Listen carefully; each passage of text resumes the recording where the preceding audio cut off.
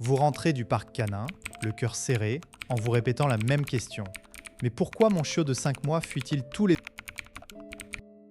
autres chiens? Vous voyez les autres propriétaires, leur jeune chien qui joue joyeusement, et le vôtre se cache derrière vos jambes, la queue basse, refusant même de renifler un congénère. Vous avez tout essayé, les caresses rassurantes, lui parler doucement, le forcer doucement à aller voir. Rien n'y fait, et pire, il semble chaque jour un peu plus craintif. Pourtant, vous avez lu partout que la période de socialisation se ferme vers 16 semaines. Alors, son destin est-il scellé? Est-il condamné à être un chien peureux pour toujours? Cette question vous ronge et à juste titre. Vous avez peut-être même entendu le terme traumatisme de socialisation et vous craignez d'avoir fait une erreur irréparable. Mais si je vous disais que ce que vous prenez pour une fuite est en réalité un signal sophistiqué, un message que la plupart des propriétaires interprètent mal, que votre chiot ne fuit pas les autres chiens, mais qu'il utilise une stratégie de communication que nous, humains, lisons comme de la peur, alors qu'il s'agit d'une compétence sociale avancée? Dans cette vidéo, nous allons déconstruire ce mythe et vous donner des techniques concrètes basées sur la science du comportement canin pour transformer ces interactions. D'ici la fin de cette vidéo, vous saurez exactement comment interpréter les signaux de votre chiot, vous repartirez avec 3 techniques immédiatement applicables lors de vos prochaines rencontres et vous comprendrez pourquoi la période de socialisation n'est pas une fenêtre qui se ferme, mais une porte qui s'ouvre différemment. Préparez-vous à changer votre regard sur le comportement de votre chiot et surtout à retrouver la sérénité lors de vos promenades. Le paradigme dominant chez les propriétaires de chiots est le suivant. La socialisation, c'est exposer son chiot au maximum de chiens, le plus tôt possible pour qu'il devienne un chien équilibré. On vous a dit que les premières 16 semaines sont critiques et qu'après, il est presque trop tard. Ce modèle, popularisé par des vétérinaires comportementalistes, comme le docteur Ian Dunbar, a sa part de vérité, mais il est souvent appliqué de manière trop simpliste. On transforme la socialisation en un compteur de rencontres, un nombre de chiens croisés par jour. Mais voici le problème.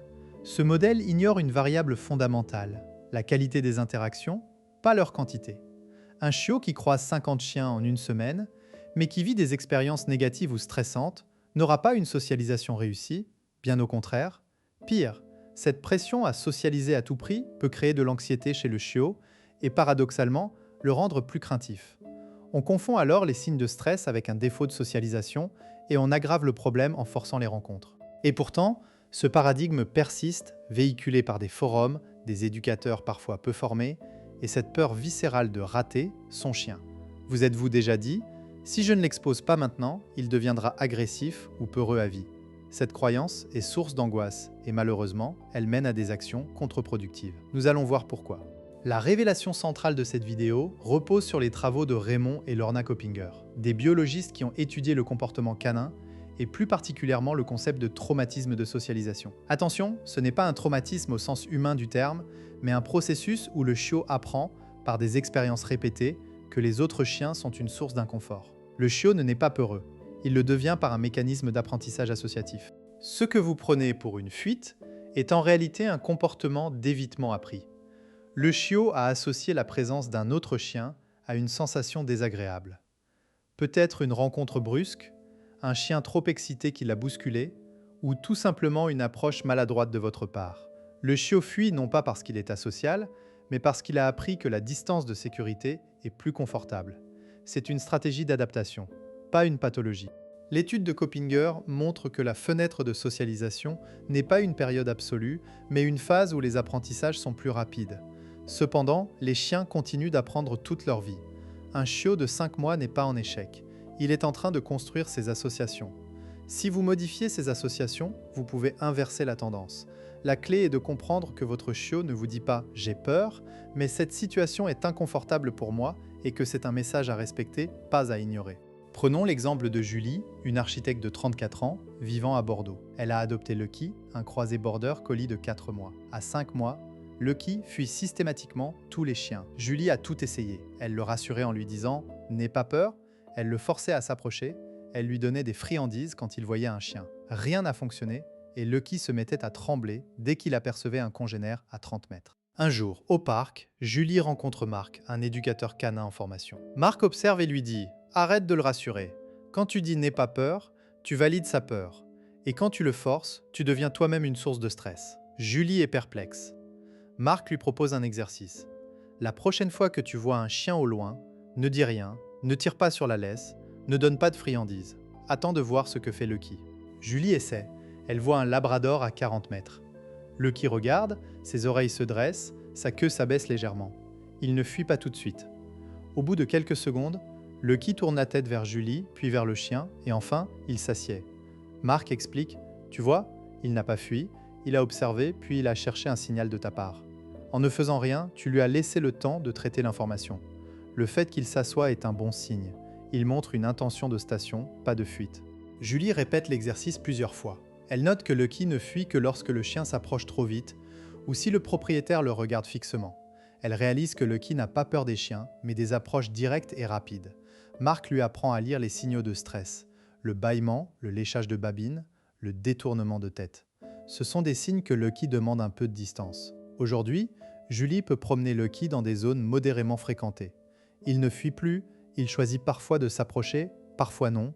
Julie a compris que la fuite n'était pas un échec, mais une communication. Et surtout, elle a appris à respecter le rythme de Lucky. Voici comment décoder ce que vous voyez en balade. Lorsque votre chiot fuit, 3 choses peuvent se produire. Soyez attentif à la direction de sa queue, à la position de ses oreilles et à sa respiration. Une queue basse mais qui remue légèrement indique une tentative d'apaisement, pas de la peur. Des oreilles en arrière mais détendues signalent de l'incertitude, pas de la panique.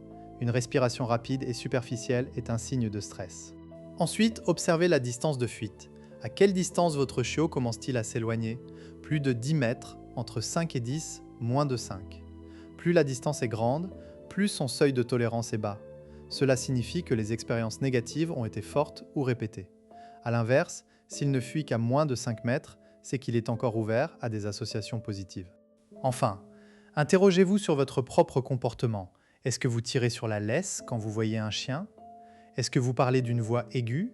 Est-ce que vous vous crispez? Votre chiot lit vos émotions à travers la laisse, votre posture, votre ton. Si vous êtes tendu, vous lui confirmez qu'il y a un danger. Vous devez devenir un pilier de neutralité. Si vous ne changez pas votre approche, plusieurs conséquences peuvent survenir. La première est l'aggravation du comportement. Le chiot associera chaque rencontre à une expérience de plus en plus stressante, et sa fuite pourra se transformer en comportement d'évitement plus marqué, voire en réactivité, aboiement, grognement. C'est le cercle vicieux. Le propriétaire force, le chiot fuit, le propriétaire insiste, le chiot se défend. Deuxième conséquence, la perte de confiance en vous. Votre chiot apprend que vous n'êtes pas une source de sécurité, mais un élément qui le met en situation inconfortable. La relation se détériore. Vous devenez, sans le vouloir, le déclencheur de son stress. À long terme, cela peut affecter sa capacité à se calmer en votre présence. Troisième conséquence, l'isolement social du chien et du propriétaire. Vous éviterez les parcs, les balades en groupe, les vacances avec d'autres chiens. Votre vie sociale s'en trouve restreinte et votre chiot ne bénéficie plus d'opportunités d'apprentissage. C'est une spirale descendante qu'il est urgent d'enrayer. Voici la première technique, le jeu du miroir neutre. Le principe est simple. Vous allez devenir pour votre chiot un modèle de calme et de non-réaction. Quand vous voyez un chien au loin, arrêtez-vous immédiatement. Ne dites rien, ne regardez pas votre chiot, ne donnez pas d'ordre. Tenez la laisse détendue, comme si vous étiez en train d'admirer le paysage. Votre chiot va vous observer. Il cherche une indication sur la marche à suivre. Concrètement, si vous êtes en ville et qu'un chien arrive à 50 mètres, arrêtez-vous sur le trottoir, à l'écart du passage si possible. Regardez dans une direction neutre, par exemple les nuages. Attendez que le chien soit passé ou que votre chiot se soit détendu. Ne le récompensez que lorsqu'il vous regarde, lui, spontanément, sans sollicitation. Exemple de phrase à ne jamais dire, « Regarde, un copain ?» Non, restez silencieux.